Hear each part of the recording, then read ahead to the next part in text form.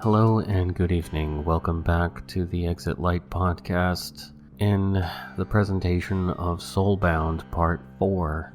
Finally able to have a quiet moment to record it, and also I had to make some executive decisions on the narrative itself, meaning there is some editing involved. If you'd like to read the uncensored, too hot for TV version, it is available on Amazon and Kindle, but I think my rewrite is better, but I'll leave that for you to decide. Thank you so much for listening, and on with the story. Journal entry, dated February 8th, 2015. She prowls the nightclubs, a creature of vile habits. So far, I've tracked her routine to a few days in the week. The other night, I saw her leave with a man and enter a fancy sports car. I am sure it is her. I dare not confront her, for I fear she is a demon of unspeakable power, not to be challenged in her element. I must find her during the light of day, where she is most likely vulnerable. I have not yet been able to determine this, but I must continue to be patient. She will slip at one point and reveal her den. My cleansing of this city continues. 2 more souls return to the Lord's bosom. This war, it seems, will never be over. The Sisters and the Rosary Strangler. Catherine feels like she weighs about 3 times heavier than she did before. Before what? She rolls her eyelids open, and no matter how far open she thinks they go, nothing can be seen aside from a dull blue emanating behind a slatted grate. The darkness kind of fades after a while, and the dull leaden feeling also. She takes a steady breath as the cotton stuffing her skull gives way to coherent thought. She has no idea where she is, or how she came to be here. The last thing she remembers is a noisy booze-scented room and lots of smiling laughter, orange and yellow hues. It's coming back to her. A smiling man, more Gina's age, buys them around. He's a nice guy, too old for her, of course, but Gina is all manner of welcome to him. They toast, and things get a bit fuzzy from there. They are in a cab. They are dancing under the moonlight. The man isn't smiling anymore. She feels an uneasiness slip down the back of her neck. Something is not right with this guy. Red bricks. She remembers the feeling of the rough stone on her fingertips, and the whiteness of her skin in contrast to the deep red. Then nothing. Catherine hears a noise behind her, some kind of grunt. She realizes she is unable to move her arms and legs. She is tied up. Confusion sets in, and she rejects the notion outright. She's not in this place. She is not tied like she's seen so many times on TV and movies. She will wake up in a motel room with a bad hangover and a story to tell about the John of the night. Or was it the second John, or third? She isn't sure. Another sound, a soft intake of breath followed by the creak of a chair being vacated. An image of the man from the hotel bar slides into her mind. She can't roll since her legs are bent backwards. I'm hogtied? She asks herself, in disbelief. Where am I? Purgatory, and soon you'll be with your sister. Gina? Where's Gina? Gina? She's right next to you, as she was before the devil got a hold of her. A tug at her ankles and wrists, then slack. The rope connecting her appendages severed. She's able to roll onto her back now, and she does to meet the wide staring eyes of her older sister Gina. Catherine screams, and the image of the cross cut into her sister's forehead is blotted out by the towering form looming over her, outstretched, a length of beads held in his hands. May the Lord have mercy on your soul. He says this in a harsh whisper, a barely contained utterance of pleasure. Her vision goes dark as the air is no longer reaching her lungs. She fights for life, but loses just as a fire dies when it has burned all of its fuel. It gutters, then goes out, and she is free from the pain and fear that already seems so long ago. Everett is in the morgue tonight. He is entering information on the 2 bodies brought in the night previous into a database that is not connected to any kind of network due to the sensitive nature of the information contained. According to the papers and local news, and soon to go national, a serial killer is stalking the night streets of San Francisco. His methods range from strangulation to blunt force trauma. The public is not aware of the specific nature of these murders. The fact that all of them are female and exhibit signs of heavy drug use and frequent sexual activity suggests that they are all of them prostitutes. This fact is not known to the public, nor is it publicly known that on each of their foreheads is a cross carved into their flesh. Post-mortem, as in no bruising or clotting on and around the wounds. These details are entered in with objective clarity, no supposition or theories allowed. Whatever the killer's motive, it is not for him to deduce. That is for the homicide department. Everett cannot help but theorize, however. He thinks that this is the work of some crazed zealot out there, hunting down these girls in some self-righteous crusade, or perhaps some sexually repressed and disturbed man acting out some twisted fantasy to make up for his inadequacies. Whatever the case is, he feels pity for these women. Their lives ended by the opinion of some lunatic. It's the senselessness of it that bothers him, and in no way compares to what he witnessed in that alleyway the night previous. The thought of Olivia thrills him, and he imagines her in some nightclub hunting. There is no parallel between her killing and these 2 hapless women. When is murder not murder? When it's nature, of course. After his task, he is supposed to put the cadavers in the lockers. He is supposed to verify which lockers they are in, and sign off on a little clipboard with the time. He does not do these things because tonight he is breaking the law, risking his job and possibly others, by zipping the nicer looking of the 2 into a heavy vinyl bag, and wheeling her to an empty exam room where Desmond Winter is waiting. This is the first of many visitations, and Everett says nothing as the steel gurney rolls to a stop in the middle of the room. Candles are lit. A small stereo is playing classical music. It's very romantic. Everett unzips the body bag in silent diligence. It is a low, abrasive sound in the silence of the exam room. He rolls the gurney to the operating table and rolls the corpse, shoulder over shoulder, onto it. I'll be back in an hour for her. Yes, that should suffice. Thank you again so much for your service, Mr. Maudit, the necro says in unctuous tones, the excitement clear in his voice. Oh, and Mr. Maudit? What? I trust you will ensure no evidence of this encounter will be found or given cause to be looked for. Of course. He closes the steel door and heads back, but not before setting out a cleaning in progress do not enter sign in the hallway, a precaution in case any commotion inside draws the attention of any passing personnel. Upon returning to the ME's desk, he sees a blinking green, indicating a text message. He has 3 awaiting his reply. The first is Olivia. Olivia, free tonight? Everett, no, sadly, I'm working till 5. Olivia, tomorrow? Everett, yes. Olivia, okay, smiley face emoji. The next text is from Charlotte. Charlotte. Dinner tomorrow? Everett. Sorry, not interested.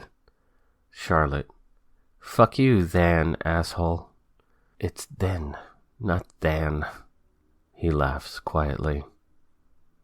Everett doesn't respond, not caring to validate her vulgarity, even in the slightest. The next text is from his bank, notifying him of a $2,000 transfer from Cryolux Corporation. He is now on the payroll, it seems. The exorbitant amount feels like an arrogant expletive, an insult to his shriveling integrity. The sense that he is spiraling down the proverbial slippery slope does not diminish with any level of justification. The hour is up, and he returns to the seldom-used examination room down the hall. The necro has saved him the trouble of rebagging the cadaver. He wheels the body out and back into the hallway without a single word to Mr. Winter. After ensuring nothing is amiss with the body, no further post-mortem lacerations, bite marks, bruising, etc., he returns the corpse of the Jane Doe to her designated locker. He gives Desmond Winter a little credit for being careful, at least. It is a little past midnight and Dr. Sterling enters, followed by a coroner and another ME assistant wielding a gurney topped with a bulging black body bag. They are conversing about the dangers of drunk driving. Aside from retirement, it is one of the leading causes of death in the world. Some disagreement ensues about this. Dr. Sterling says heart disease. The assistant says genocide. Everett wonders where Olivia ranks on this list. The body is a male, mid-40s, broken neck, fractured sternum, several cracked ribs. Lacerations cover his face. Should have worn your seatbelt, Mr. Dumbass. Dr. Spencer enjoys calling the deceased names. The night's work goes as usual, and Mr. Dumbass is packed away right next to the two Jane Does. On his way home, a sinister plan hatches in his mind to be filed under evil contingency plans in case shit starts getting crazy. She picks him up in an old Honda. The passenger side is littered with CD cases and fast food takeout bags. It smells of cannabis and stale tobacco smoke. Olivia adds to the patina of many past cigarettes by lighting a fresh one, and they just cruise around the city. It's a step down from the Maserati, but it handles well. She laughs that laugh he loves to hear, and she deftly downshifts while taking a speedy turn onto a busy street and slows the trail behind a lumbering cable car. It is overflowing with tourists, and they creep along the thoroughfare at a snail's pace until it veers left and up a steep incline, its wheels screeching.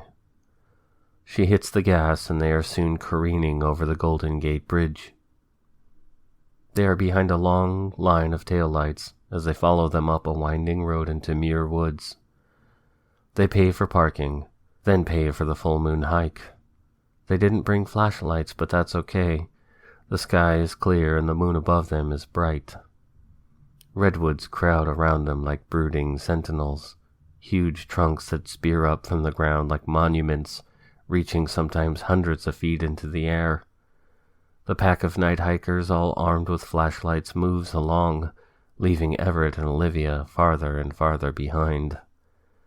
Pretty soon they are alone in the forest, and the quiet surrounds them like a cool embrace. "This is nice," Everett says. "Yeah, I come here a lot. I know a place we can go. It's not far." Stepping off the well-trodden path into the ferns and underbrush feels like crossing into forbidden territory to Everett.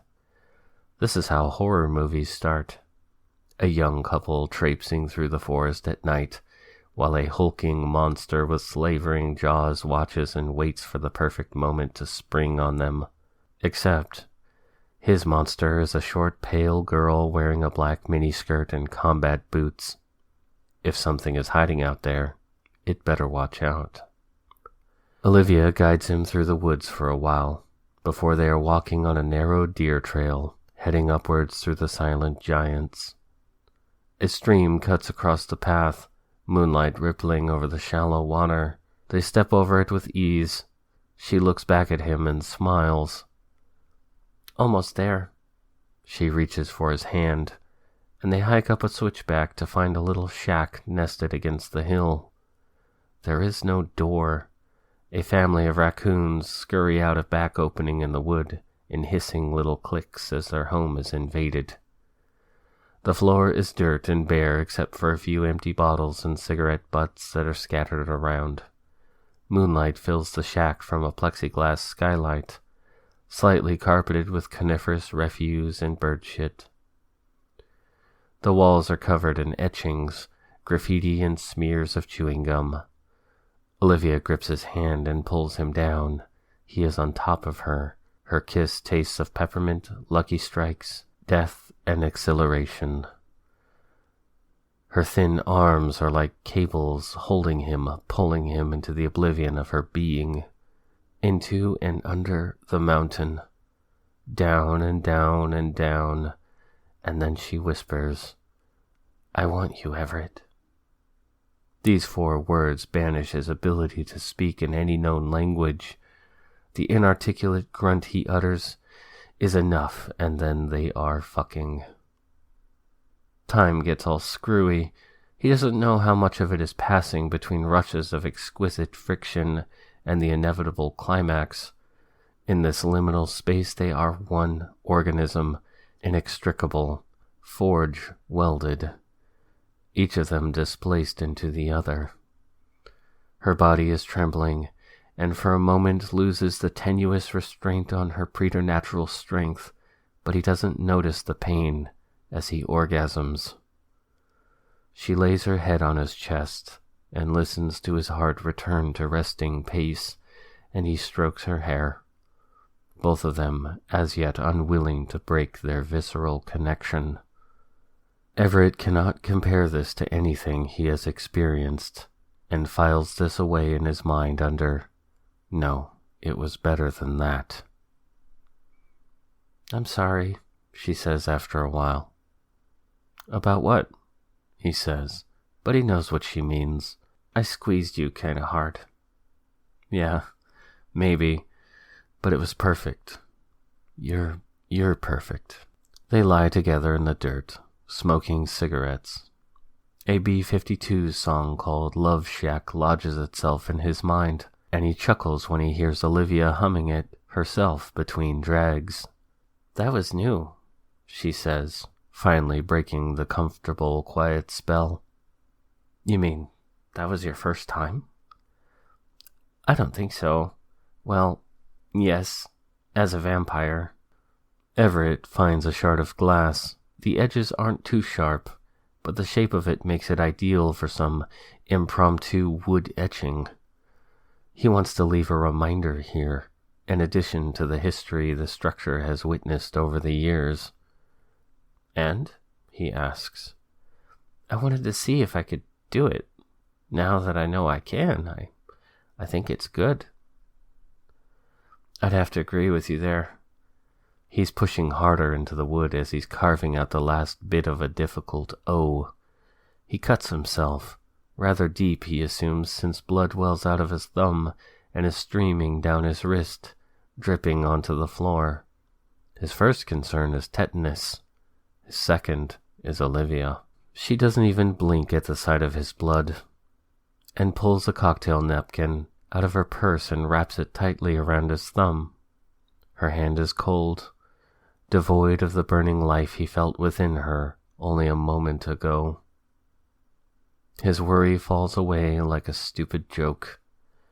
He swipes his bloody thumb across the E plus O to give it a little color and smiles. They catch up with the rest of the flashlight hikers by cutting across the forest by way of another narrow deer trail. They are easy to find. The guide is now shining his light on a huge redwood that has been tunneled out. While not big enough to drive a car through, the group of people have no trouble walking through it in twos. While everyone is gawking at the tree, Everett and Olivia slip back in with the group unnoticed. As tempting as spending the night in the woods is, they would probably be counted as missing at the tour's end and someone would go looking for them. Everett regretfully ambles with the crowd, holding Olivia's cold little hand in his. They return to the city proper in the Honda, abandoning it down the street from an all-night Thai restaurant. The smell of curry makes his mouth water. Mind if we make a little stop in there? Not at all. I can watch you eat. It's only fair, she says, teasing him. Everett gets some curried chicken and pad thai. Olivia orders food she will pretend to eat, and they sit across from each other, feeling the confines of the buildings surrounding them as sharp contrasts to the open nature they so recently enjoyed together. The food arrives and Everett has forgotten that he hasn't eaten much all day, and he clears 2 plates before he says anything to her. Are you hungry? Yes. Think I should go get something soon. All that excitement sure works up an appetite, huh? She winks at him like a conspirator, though more languid and promising. Everett's pulse quickens, and her pupils dilate, sensing it. He doesn't know why, but the intermittent reminders of what she is never ceases to both arouse and scare him. This was one such moment, and that evil little plan hovers on the tip of his tongue, but doesn't bring it up. He thinks Mr. Winter and himself do have something in common, after all. Journal entry dated February 12th, 2015. I know the building she has made her lair in. I cannot throw caution aside now. I am too close to discovering her exact whereabouts during the day. Yes, she does not walk in daylight as I suspected. She is a true demon. This is a glorious revelation. Thank you, Lord. I will wait and observe at day's end each day until I know which apartment she lies in. Then I will have her. In the meantime, I must gather my resources. Correspondence to one Mr. Richard Von Francis. Dear Mr. Von Francis, I cannot stress enough the importance of temperance in this notion that you have found a true demon and are intent on removing her from this earth. I urge you to please seek medical help, as this is not communication held in a confession, and as such can be freely shared with the authorities. If you do this thing, it is considered murder, my son, and it is a grievous and no doubt damning sin. Please bear this in mind as you pray on the matter. Father William Sorensen. Journal entry dated February 13th, 2015. I am convinced that the Archdiocese is in communion with the devil, and are attempting to protect some dirty secret. My faith in the Church is all but gone, but my faith in God's power has never been more resolved. I have acquired some holy water in a flask, and some other holy weapons to use against the she-demon.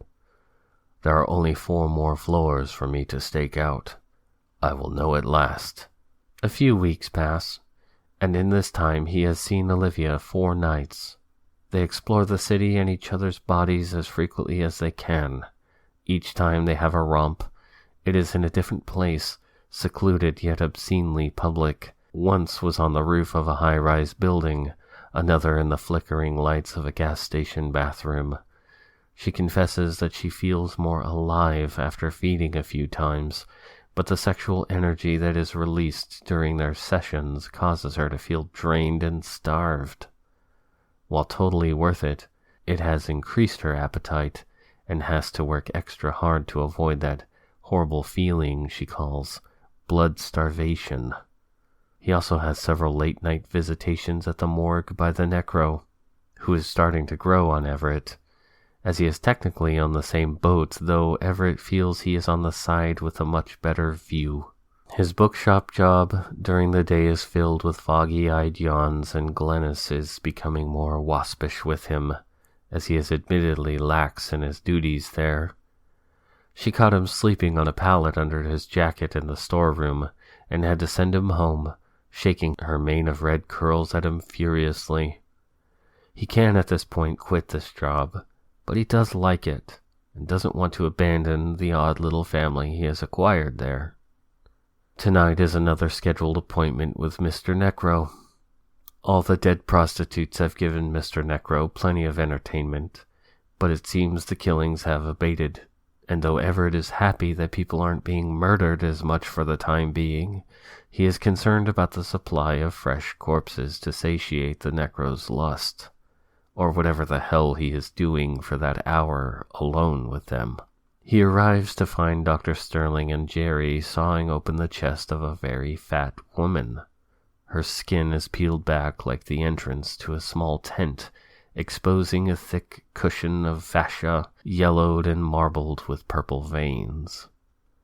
Inside the tent is a tiny, by comparison, ribcage, which comes free without too much effort, exposing the organs beneath. Dr. Sterling prods aside a lung and speaks serenely into his tape recorder.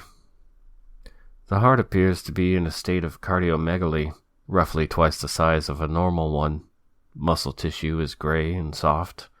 First impression is that she expired by means of a massive sudden cardiac arrest, due to evident coronary artery disease. He clicks the pause button to greet Everett as he hangs his jacket on a rack near the door. Hey, Everett. Looks like this one's a natural death. She was a heavy contributor to the sheriff's campaign, no pun intended. Priority job here, per the sheriff, and her family's upstairs waiting to find out if her husband killed her for her money. Bad news for them, however. Good news for him, it would seem. Yeah, I could see how the loving family would want to know as soon as possible. The chief medical examiner wants a report, ASAP. He pronounces the acronym like it's an actual word. I'll fire up the printer then. One sec, though. Need to make a quick call. Do you mind? Not at all. Go talk to your girlfriend. This one isn't going anywhere. Jerry snorts as his shoulders bounce as he laughs. Everett almost forgot he was even standing there with a clipboard, with his huge pimples casting long shadows down his cheeks from the overhead lights. He resents the guy, not because he is awkward and clumsy, or even that the pustulant mounds on his face kind of gross him out, but simply because he doesn't have a junior title before his name. He sends a text to the last number that D used. D, not a good day. 5 seconds pass. D, why the hell not? Everett, it's really busy here in the basement. Another day, okay? D, very disappointed, Everett. Everett, what the hell am I supposed to do? D, okay, sorry. I was really just looking forward to tonight. By the way, who's your girlfriend? I hear she's cute. Everett is too stunned to reply. Has the Necro been keeping watch on him? Him and Olivia being followed by this guy is almost too much. He resists the urge to just demand an end to the arrangement right this second, except he can't.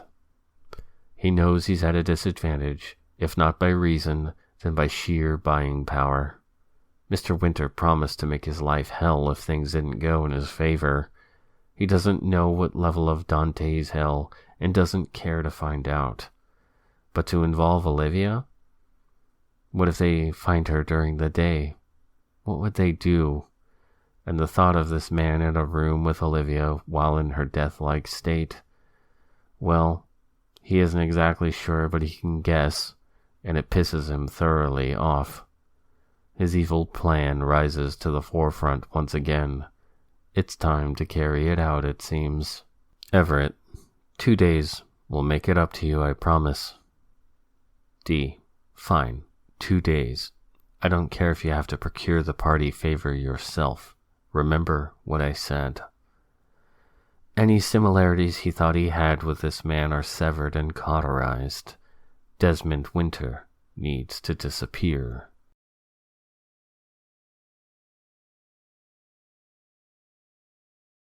Soulbound continues next week, and hopefully on time. Thank you for listening, and good night.